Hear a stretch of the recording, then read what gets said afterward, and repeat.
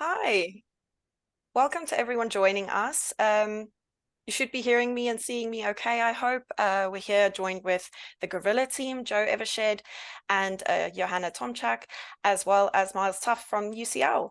I'm going to hand over to Joe to introduce herself and Johanna briefly, but let's do some introductions now. Hi, everyone. Really lovely to have you here. The first thing I'd love you to do is to open the chat and type who you are and where you're coming from in the chat. So I might write, for instance, I'm Joe. I'm from Cambridge in the UK, and I study research methods.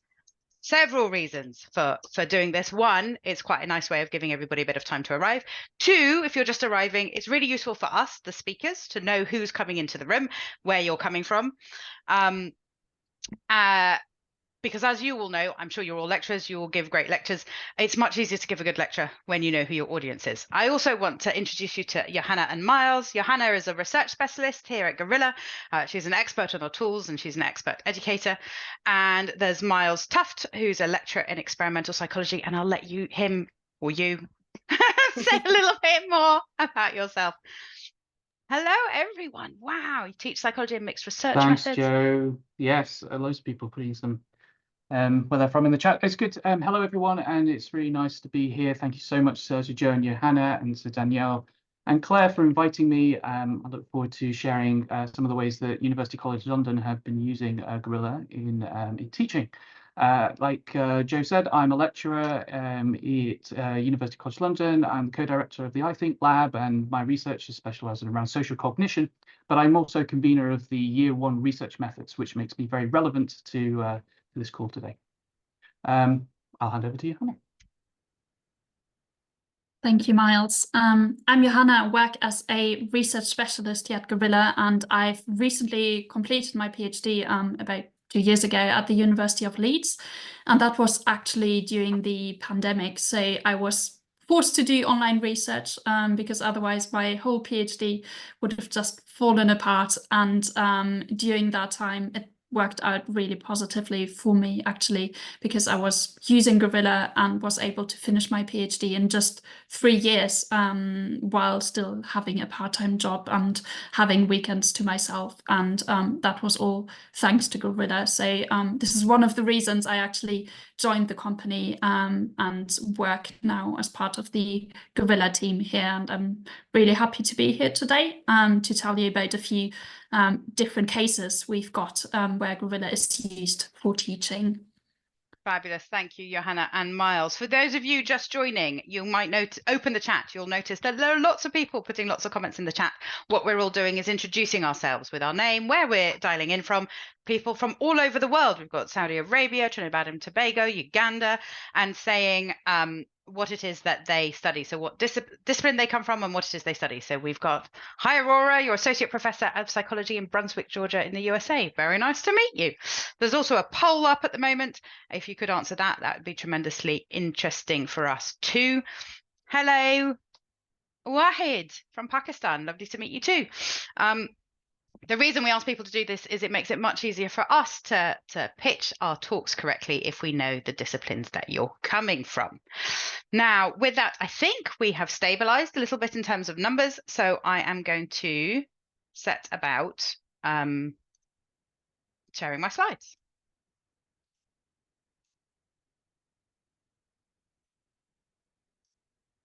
So hello, welcome to our webinar about Gorilla and how it can be used to teach.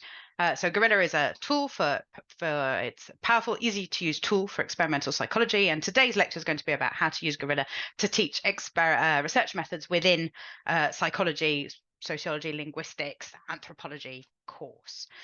Johanna, if you want to say a little bit about your background, although I think you've already done this, haven't you? I've introduced myself already. Maybe just one thing to add to that is that when I used Gorilla during my PhD, I actually found it so intuitive to build an experiment. Half of my undergraduate was in computer science, and I was actually well skilled to program an entire task. But I find that Gorilla was still so much faster and easier, and I was able to understand it much quicker than actually coding from scratch. And this is the second reason I think I made it into the company in the end. And then I should introduce myself a little bit as well. So I studied experimental psychology at university, and when I did it, I had to code all of my tasks in MATLAB and then collect data face-to-face in the lab. It all took a long time. For a second study, to solve that problem, I convinced the director of the London Science Museum, which is a big museum in London, to let me collect data there. I think I pitched him something like, let visitors take part in science, not just learn science history. And then I managed to collect my data, which was from parent-child dyads, in 2 weeks. It was very cool. But reflecting on that experience afterwards, I was still envious of those using questionnaire tools to collect data quickly at scale, often in just one day. And I wanted that for me.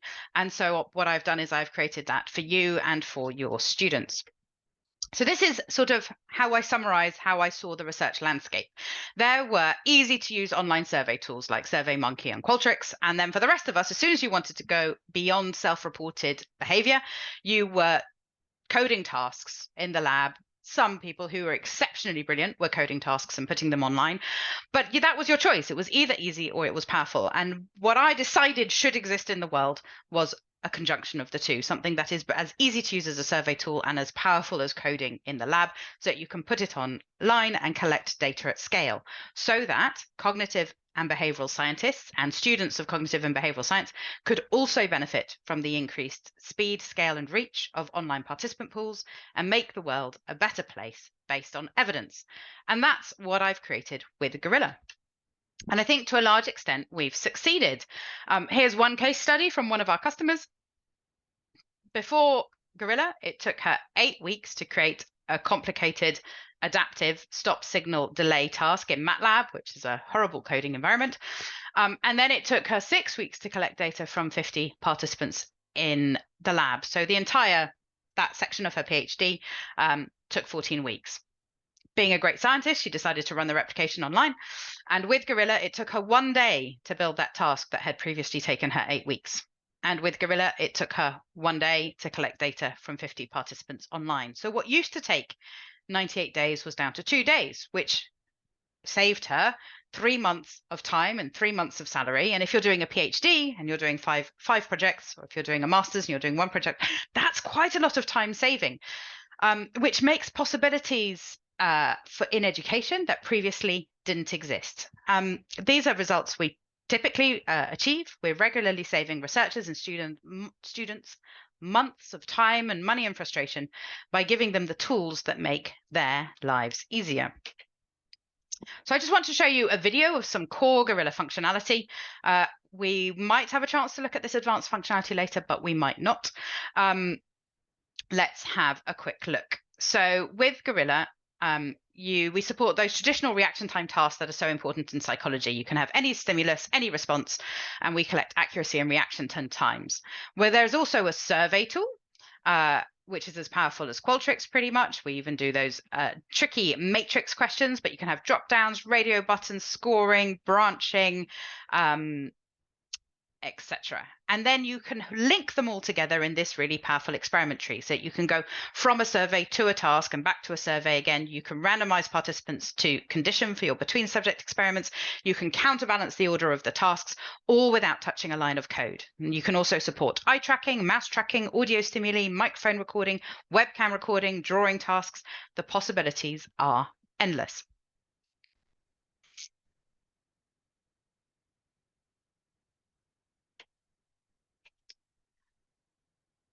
Johanna, over to you. Thank you. So first of all, I've already mentioned this when I talked briefly about my PhD. One of the biggest benefits of online research is the speed.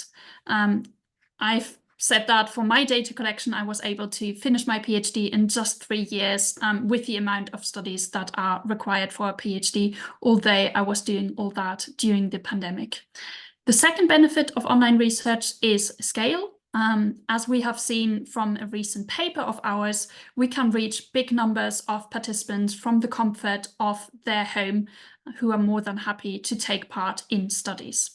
And the third benefit of online research is specialized recruitment services allow us to access hard to find populations. Now, all these Benefits which we see in online research can also be implemented in the teaching curriculum. Therefore, we can collect more high-quality data, write more publications, and disseminate more knowledge, and therefore create a more positive impact on the world and on our students, all in less time. If we now move on to the first case study, I'm going to show you what we found that Gorilla users or lecturers in psychology have done with Gorilla to embed research in their teaching. So here, first of all, we've got Fred Dick at the University of London.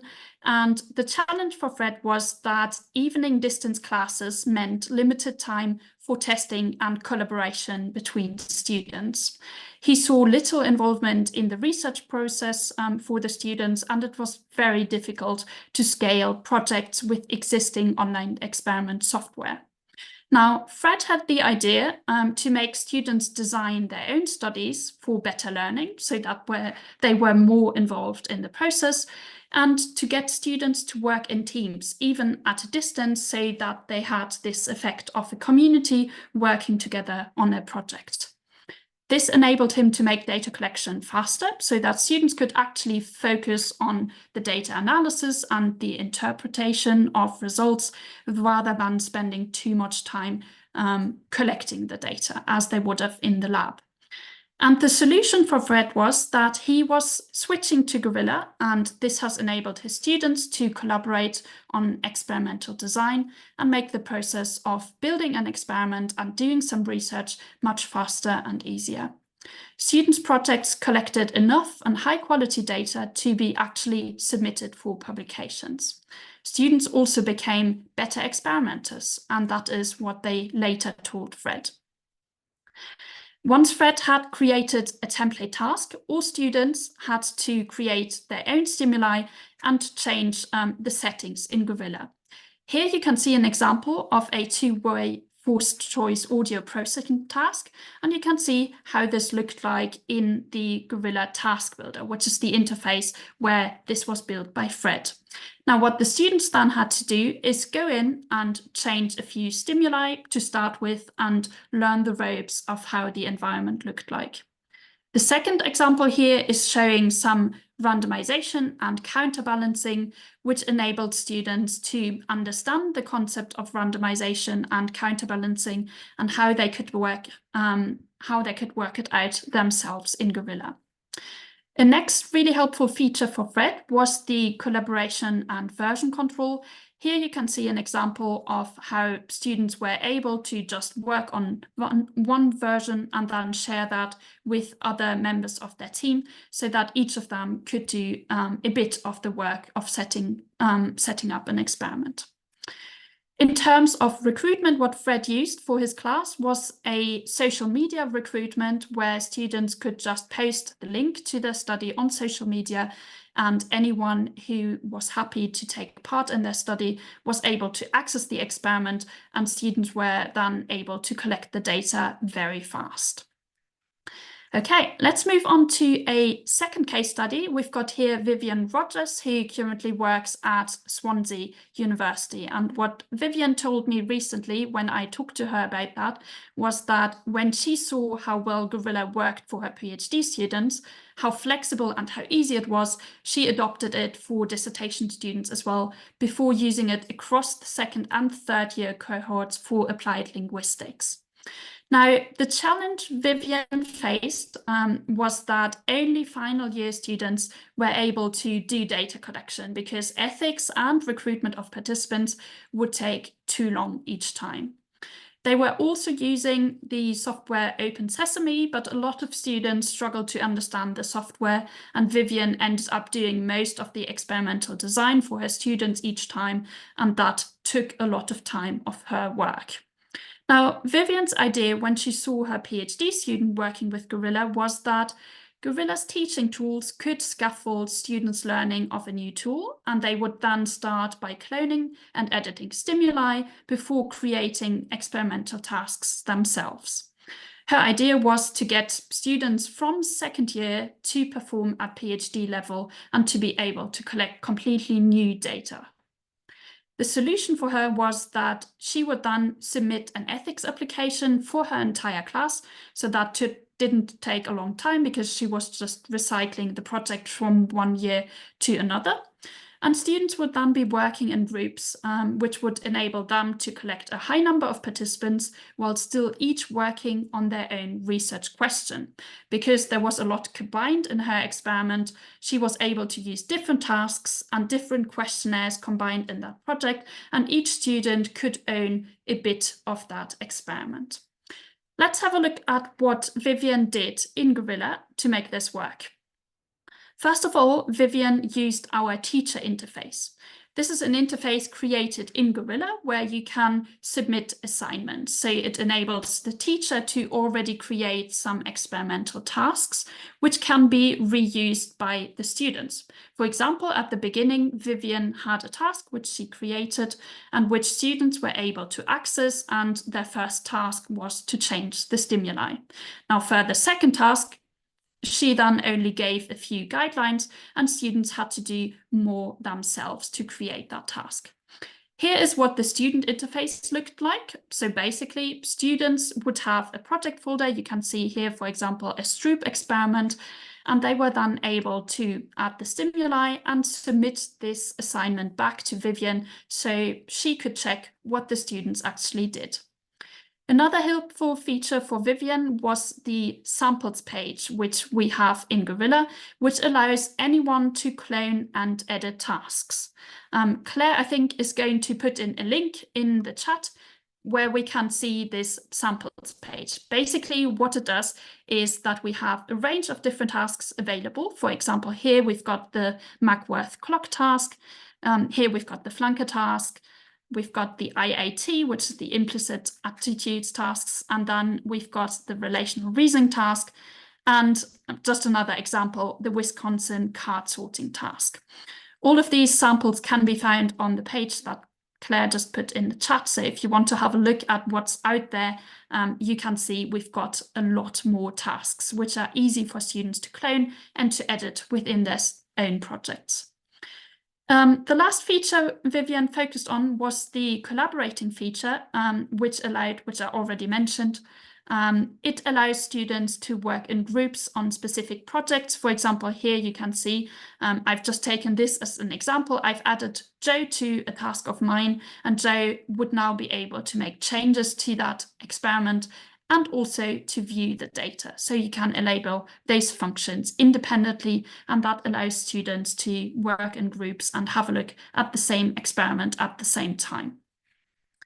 Okay, and then we've got a special case study here from Gillian Brooks, who works at King's College in London.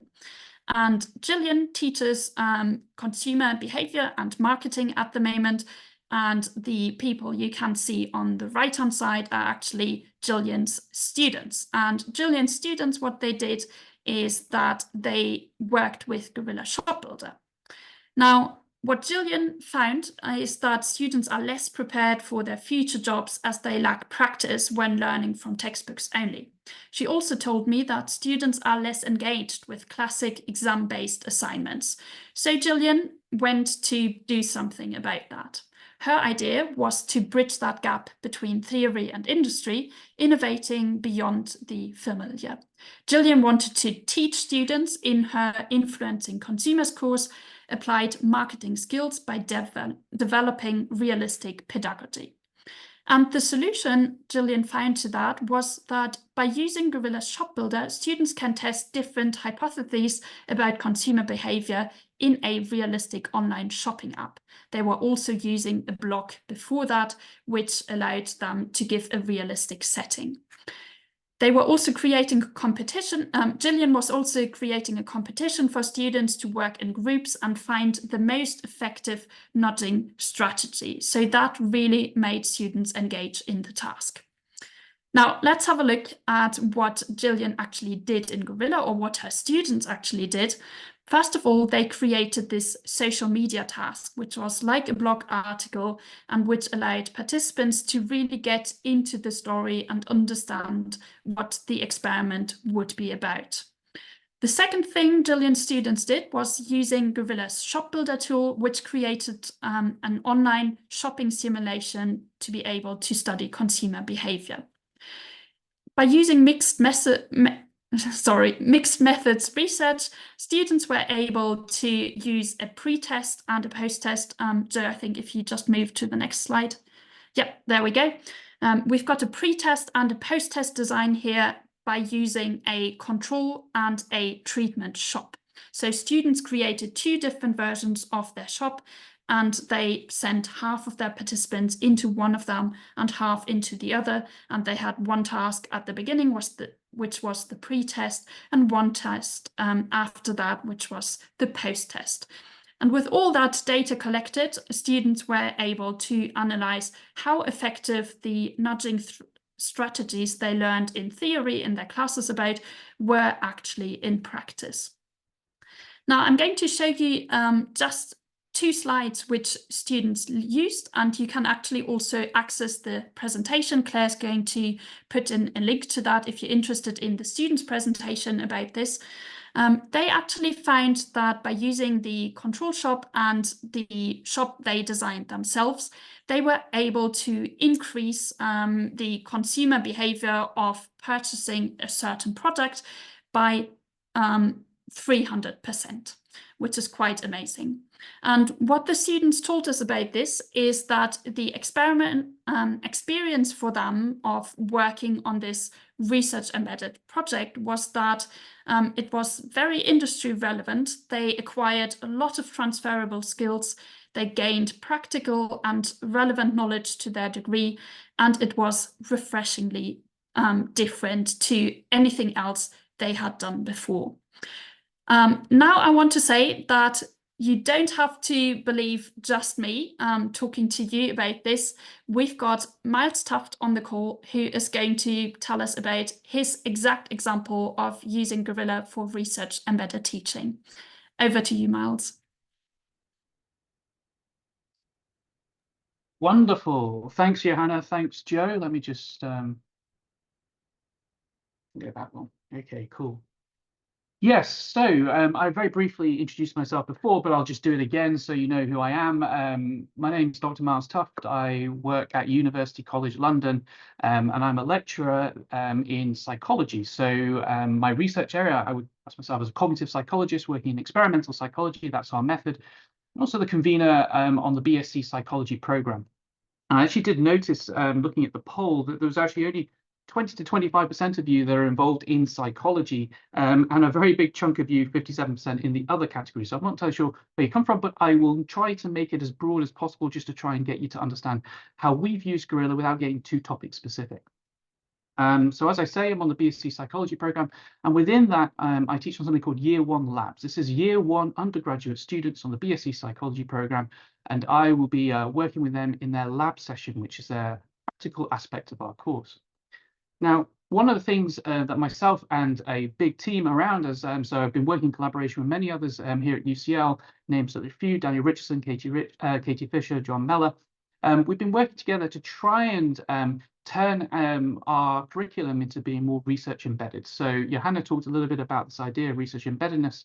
One of the things I do as a day job as a researcher is I do research. And what we wanted to do is to try and shift learning from purely a passive digestion of information towards something that's more active and embedded in terms of its training. We wanted the students from the very first day to get on with research. We feel that that's important because it connects the knowledge that they're learning in their lectures, which run alongside labs, with the research skills that they will need to be good experimental psychologists on this course. So our ambition was, well, it was quite ambitious, and a few years back we wanted to get Year 1, Term 1 students to take the reins of experimental design and actually start collecting data, doing the job of research. Ah, there we go, real scientists by the first term. Now, one of the problems with doing this, and one of the things that we faced, is that typically here at UCL, only really Year 3 students in the past would get on and go and do research projects.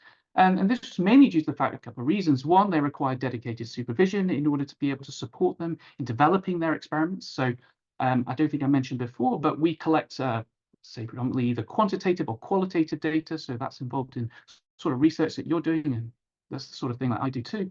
But one of the things that was a barrier was the fact that year one, term one students, they can't code, they can't design experiments. This was a real barrier. So what we wanted, if you think about Joe's 2x2 in terms of powerfulness and easiness, we wanted something in the top right-hand corner. We wanted students to be able to do meaningful, impactful experiments, but we wanted it to be easy. So we needed a technology, and that technology, obviously the punchline is, it was Gorilla. So Gorilla enabled us to innovate in our curriculum and allowed us to maybe unleash this possibility on our year one students. So what do we decide? Well, first of all, we sort of tried to decide on a topic. We tried to choose a paradigm, something that was interesting to the students, that they were also learning in their lectures. And one topic in social psychology, actually psychology more broadly, is automaticity. And one aspect of that is the implicit association test. Now, fortunately, in Gorilla, you have a broad range of different examples of different paradigms that you can pick off the shelf, but we decided to go with the implicit association test. Now, I won't go into too much detail about it a little bit. Some of you may know about the AIT. It's meant to be an operationalization. We'll try to find these biases that we hold, these associations that we hold within us. And here's one actually that one of the students actually built in first year, trying to test the idea whether we hold an implicit association between the accuracy of alarm clocks, whether they're digital or analog. So you can have a task like this where you've got an alarm clock that either looks digital or analog, and you can have pairs of words on the side. So accurate here paired with digital and inaccurate paired with analog. And what you have to do is you have to categorize. You have to press a button, you press the E button to put this, now here it is, there's a digital in this bucket, or the I button in the other bucket. And what you find is what we're collecting is reaction time data. But the key thing about this is at some point you swap the categories over.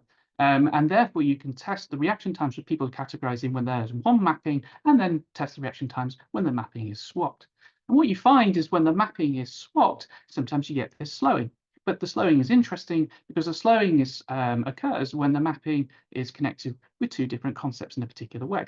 So in this case, you slow a little bit, these are reaction time curves, you're a little bit slower when the mapping is digital and inaccurate versus analog inaccurate, which means that there may be an implicit association between this accuracy of alarm clocks and the digitalization of the clock.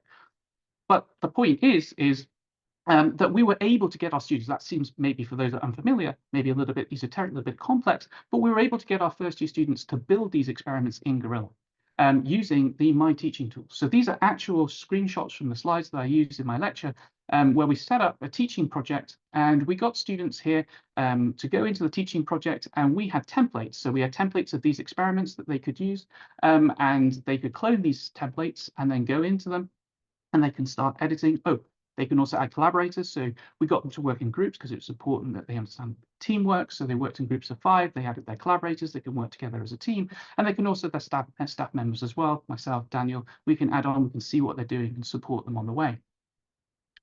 So here they go in. Here's an example of sort of a template here. We had different forms of the IAT, picture, word. The detail doesn't really matter too much, but we have these different templates that they could use, and they could go in and they can start editing them.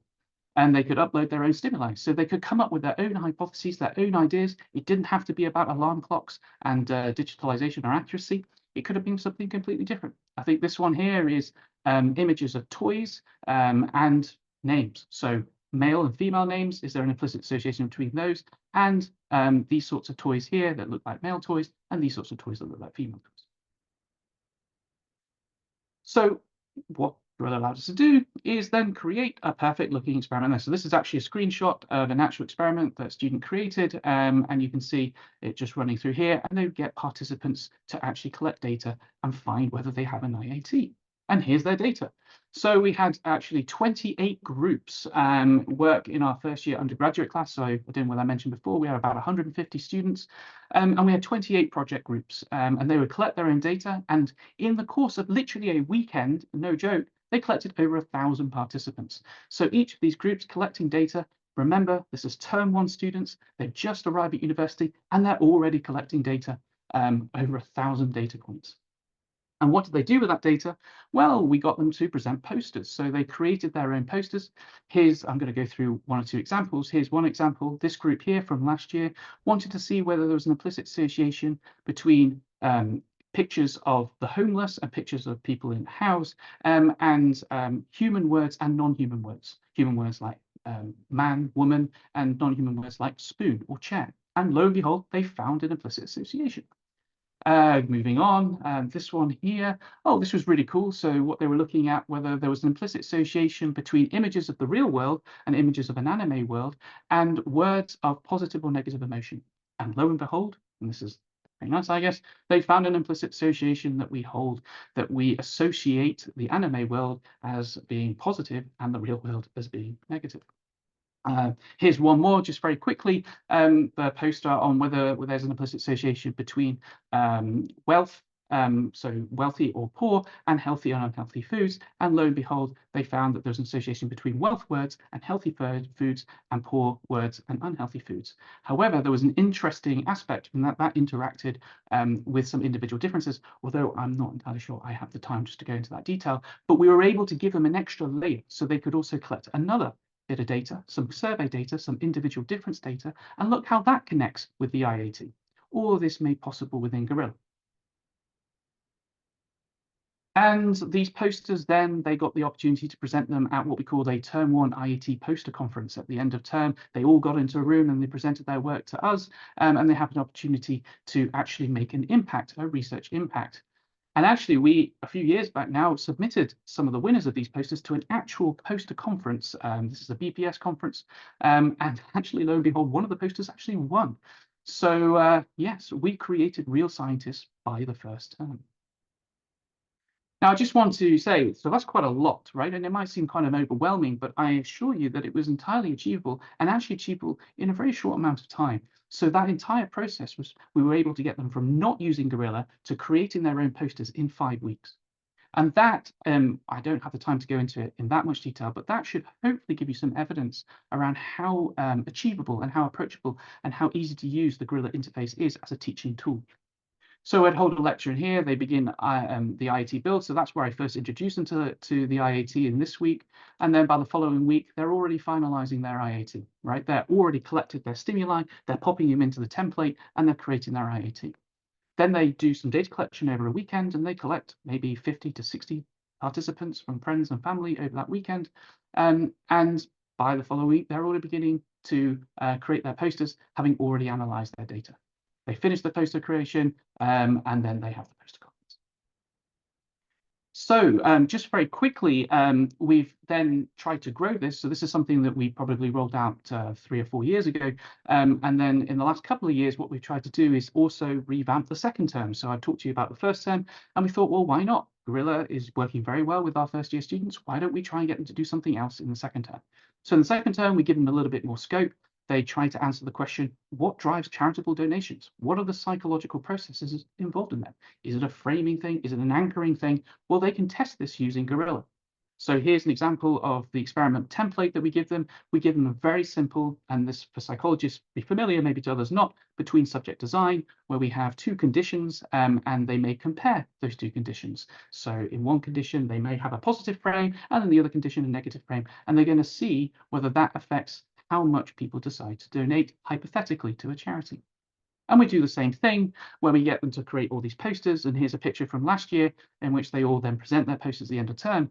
But the one little spin is that we then make it into a knowledge exchange. So we actually invite charities in and we get them to present their work to actual charities and share their behavioral science. Remember, year 1 students are actually making an impact on real charities in the real world and sharing what they've learned from their experiments or built in Gorilla.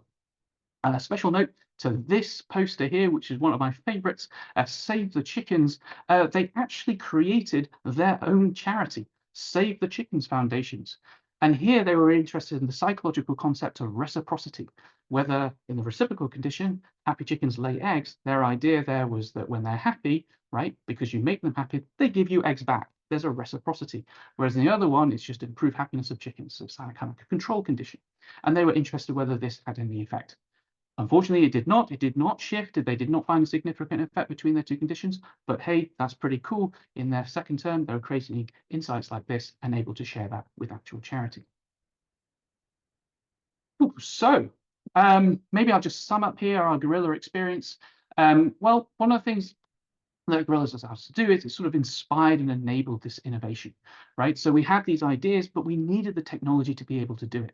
And if this technology didn't exist, then this would be an overwhelming barrier. So what Gorilla has allowed us to do is lower those barriers and allow us to organize and deliver this research-embedded teaching, which is very much the thing that we're trying to drive here at UCL more broadly, trying to get students to do research rather than just passively digest. And I would say that the interface, the reason why it works so well is, I mean, Johanna's already mentioned, I'll also mention when I was doing my PhD, I also used Gorilla a huge amount. It was an important part of the efficiency that came to bear in getting my PhD finished. It's intuitive, it's easy to engage with, it's easy to learn. The learning curves are very quick and it engages our students from day one.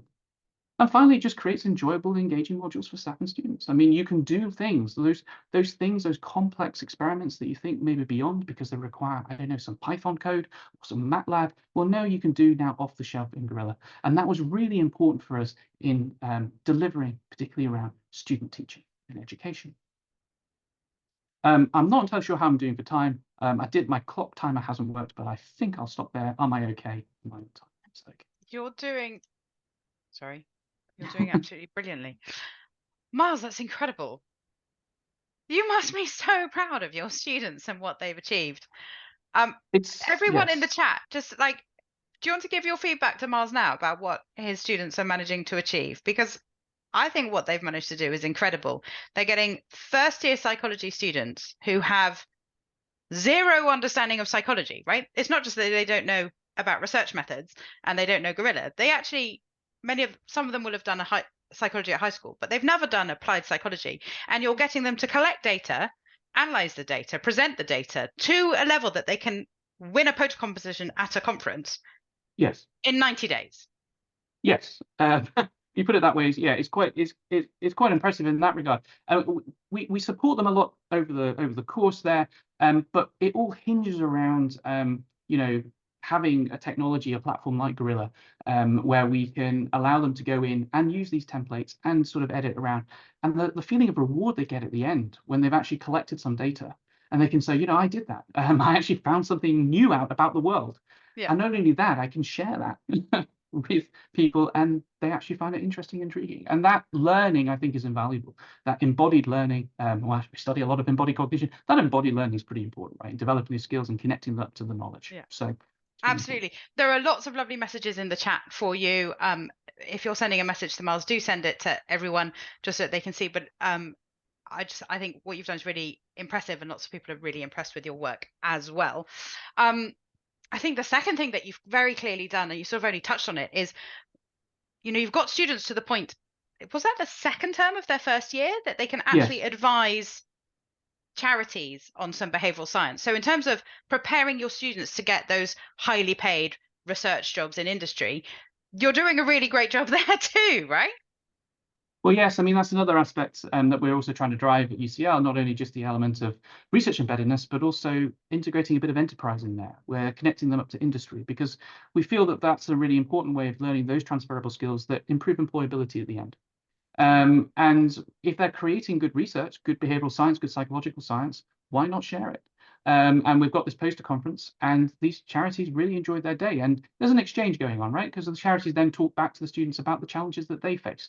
And perhaps maybe other areas they could have looked at as part of their research. And so there's that lovely conversation that's going between the two that we call the knowledge exchange. So it's cool. It's really cool. Thank you so much. I'm gonna, if you stop sharing your slides, I'll go back to sharing my slides. Yep.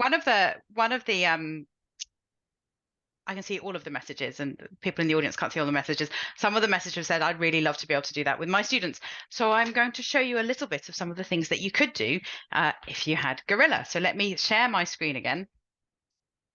Can you see it? Yeah, looks good, Joe. Brilliant. So what is Gorilla? Our vision is to create a better world based on evidence, not opinion. And the way we do that is by creating tools for large-scale experimentation on people so that we have data on what works. And where you guys come in is we now need to train students on how to use tools so that they can go and make the world a better place. But what Gorilla does in a nutshell is People go in and gorgeous cognitive and behavioral data comes out. So inside Gorilla, there's a survey tool, which is as powerful as Qualtrics, task building tool, which is as powerful as those like lab-based well, probably more powerful then, but those lab-based task building tools like ePrime. And then there's an experiment configuration software, which we call the experiment tree, where you can do randomization and counterbalancing and create your experiment flow going from surveys to tasks and back again. But there is also a game builder for creating research games, a multiplayer tool for doing multiplayer studies in a social context, a shopping tool, which you saw a little bit of earlier, a UX UI tool for building social media simulations. And so your students are free to use any of these tools. Let me just show you some of this advanced functionality. So eye tracking is supported by the webcam. Mouse tracking is supported with the mouse. This is a eye tracking without the eyes, which is called mouse view, where you have a little oculus around the mouse. You can do drawing tasks. You can get people to draw around maps. This is the social media zone, where you can look at social media behavior.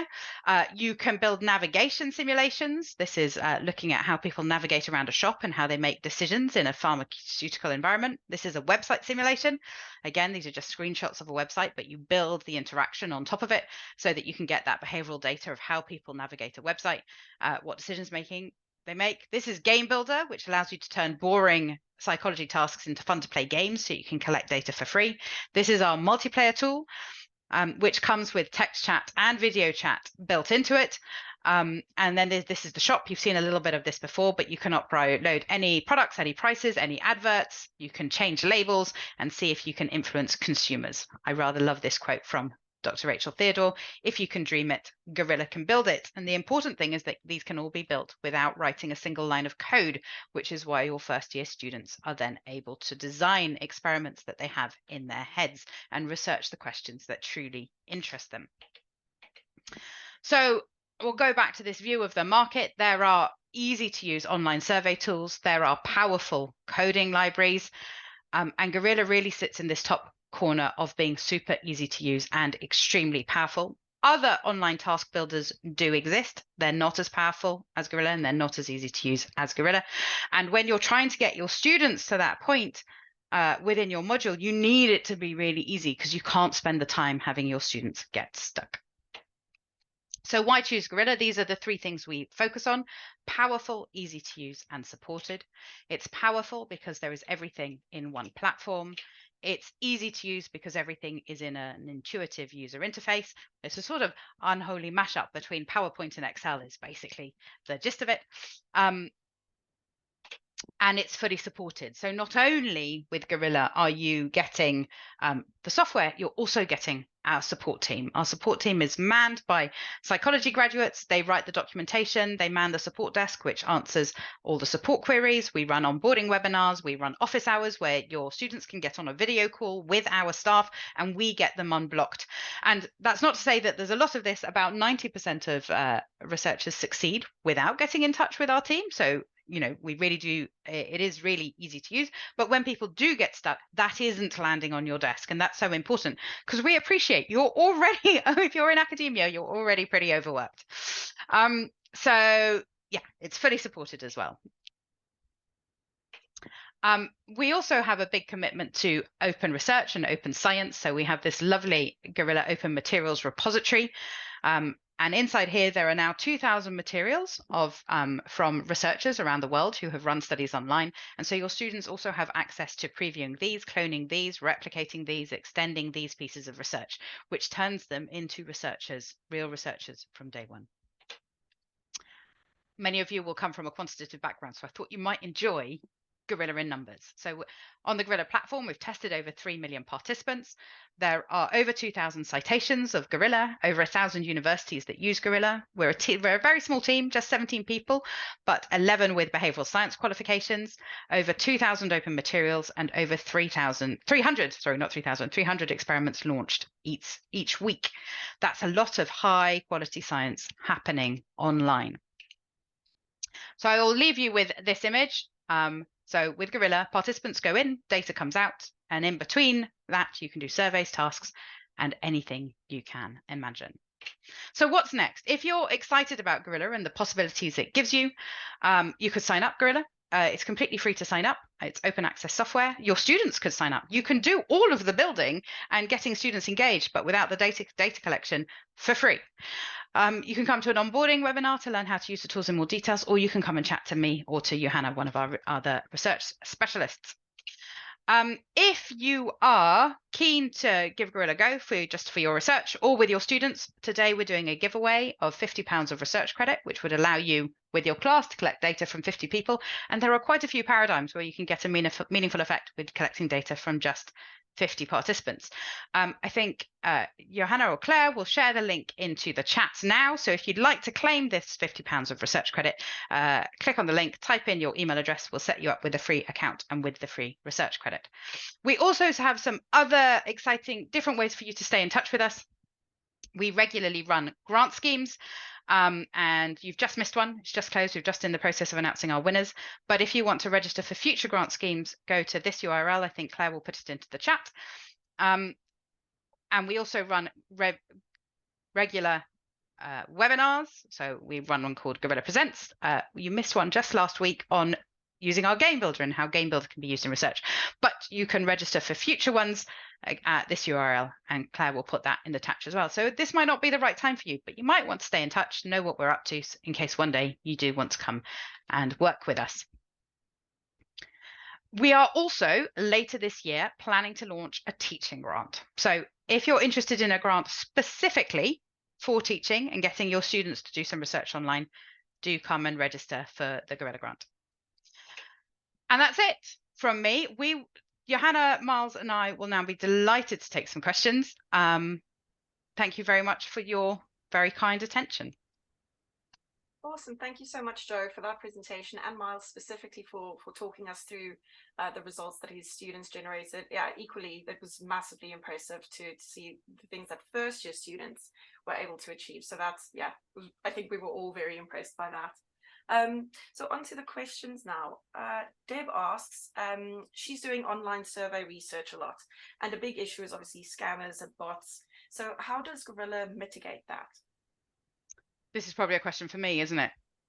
So the thing is that bots have been told how to answer online surveys because it's not that difficult. You just click one of the radio buttons or click one of the checkboxes or click one of the drop-down downs. That's not very hard for a bot to do. They can't do that in Gorilla because we're not using checkboxes and drop-downs. We have behavioral tasks. It's much harder for a bot to listen to an auditory stimulus and respond to it, or type in, like, recognize the silhouette of an animal and type that into a text box. So because the interactions that we're asking of humans are that bit more complicated and that bit more human, bots aren't able to do them. And you can set those barriers at the beginning of your experiment in our experiment tree so that the bots can't get through, and then it's only humans that go on to do your tasks. But yeah, fundamentally, that's one of the reasons why I think behavioral research is going to have to be a big part of our future, because I think survey research has, I think you mentioned it, got somewhat compromised by the presence of bots, which is sad, but true. And then Deb asks a follow-up question about how participants are recruited and where from. So are they all UK-based or can they be international? They can be anywhere in the world. Isn't that lovely? Anywhere with the internet. They do need the internet.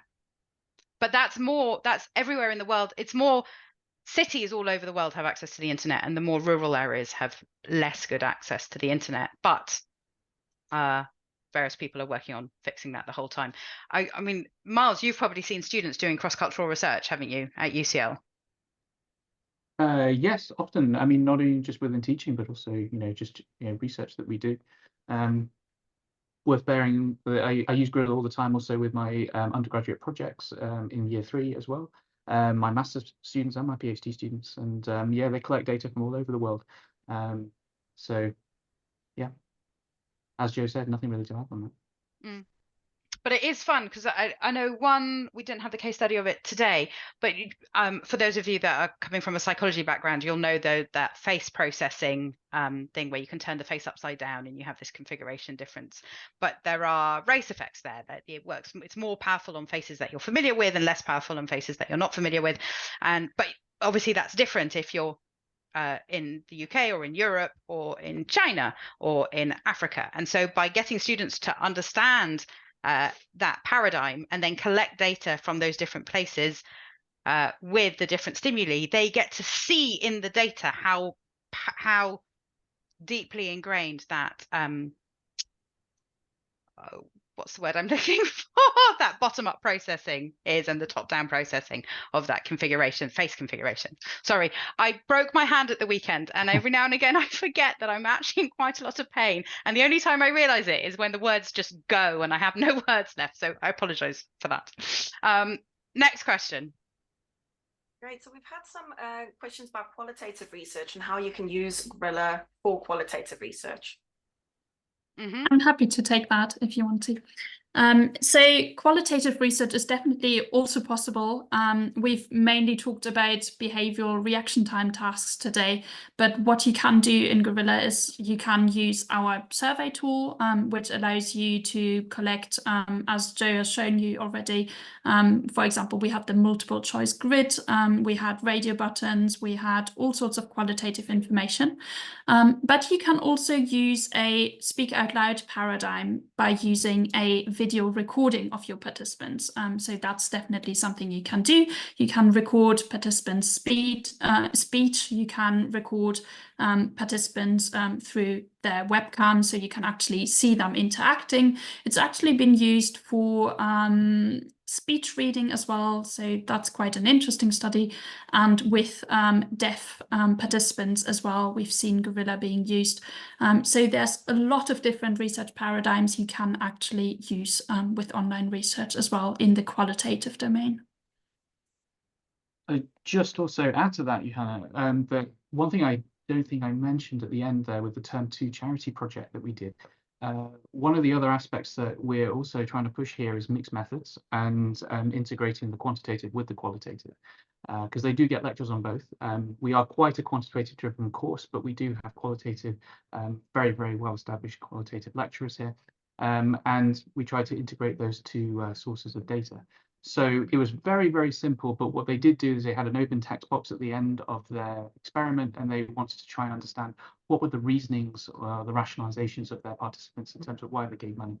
And then they were able to collect that data and they were able to create that up, present that as part of their process at the end. Personally, I've mainly used it for quant basic because my research is quite quantitative, but definitely from a teaching perspective, there are options there. I know other lecturers that are using it from a purely qualitative aspect as well. So it's definitely not, instead of what we've seen, restricted.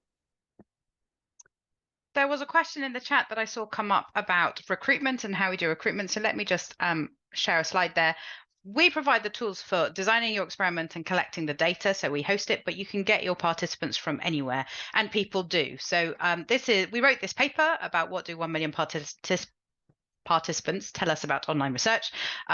Claire, could you share the DOI into the chat, please, so that people can access this if you want. I'm going to skip over the first two and just talk about these completion rates by recruitment policy. So we've got 4 different recruitment policies we're looking at here. The simple link, which is usually people collecting data from social media, where your completion rate is about 56%. So that's actually really exciting. You can put your study online for free, and 56% of participants will complete the study, and you'll get high quality data out of the other way without needing to pay anyone. But all the way up to these more ID-based recruitment platforms, if you're working with a recruitment platform where you pay your participants, typical completion rates are about 76%. Really, when you've honed your protocol, I think we've got lectures on our Be Online website. Sorry, Claire, could I ask you to put the Be Online website link to Rachel Theodore's talk in there as well? So she runs auditory studies online where participants have to use headphones. And in her latest study, which had 1,000 participants in it, she had an attrition rate of only 5%. So you can get extremely good quality participants.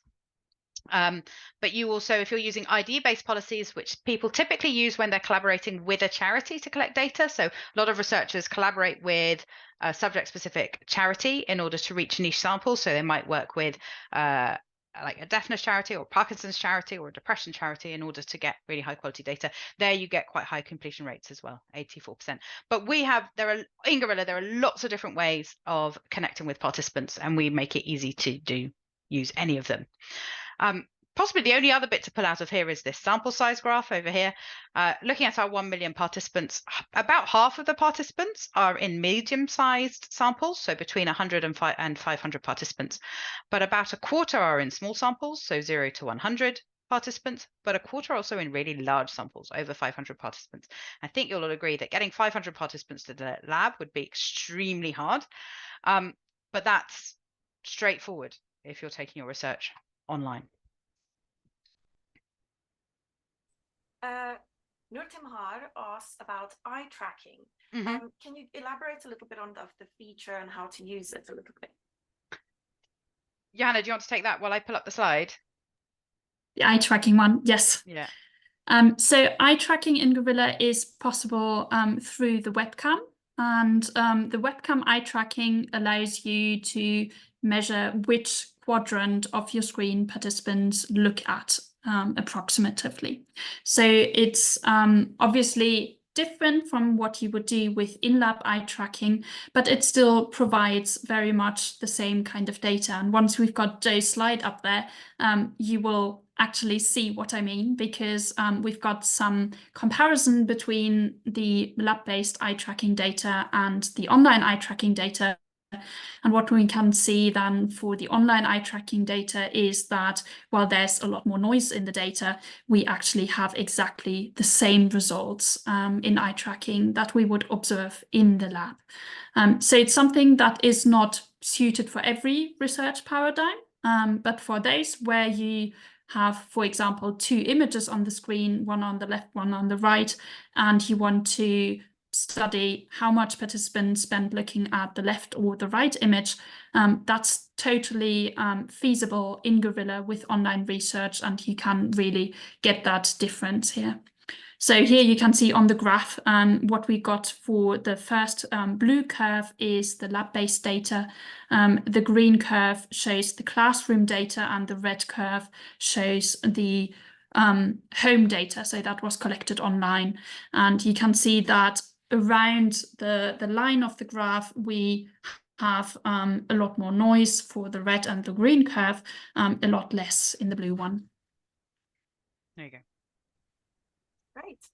I think we have time for one more question. So there are a couple that I can answer very quickly. So what about availability, Windows, Macs Online? Gorilla runs in the browser. As long as your device runs a browser, it even works on your phone, both in terms of creating your study and collecting the data. So that one's straightforward.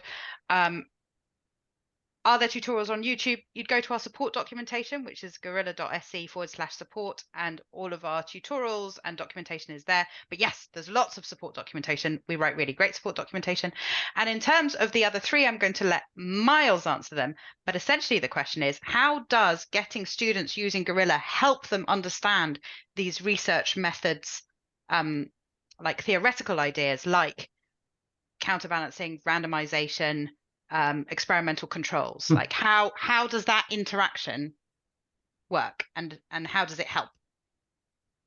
Well, I think very much so. I don't want to be flippant about it, but if you want to learn how to ride a bike, get on a bike in a sense, right? Because those skills, it's quite hard in a sense to take something like the concept of counterbalancing, randomization, and hold that in your mind and conceptualize that, try to understand how that integrates and is embedded within the complexities of experimental design. So if you can actually touch it, you can actually move it on the screen, and you can actually move it around and see and play and break it, and then try and get it better and see where you're going wrong, then we find that in our experience has been a good way of students to really embody and understand what they're talking about in terms of research design, which is super crucial, because we want to get them out of the mechanics, and we want to get them to think more broadly. We want to think about good designs, good questions, taking a question, operationalize them, creating a good design.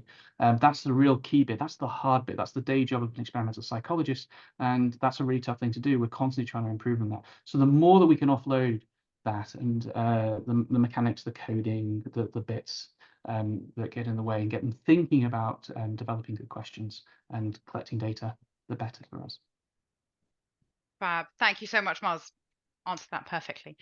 That brings us to the end of our webinar today. Thank you for being a wonderful audience, so engaged, great questions. We've really enjoyed chatting with you. Any of you that are interested in continuing the conversation, do please come and get in touch with me or Johanna. We're on LinkedIn or on Twitter or at Gorilla. If you just email joe@gorilla.se, you will reach me.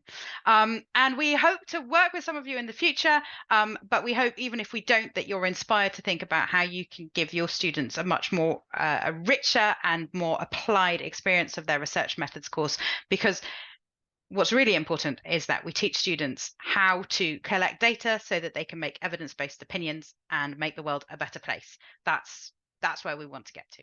Anyway, have a lovely day. Thank you so much for being here.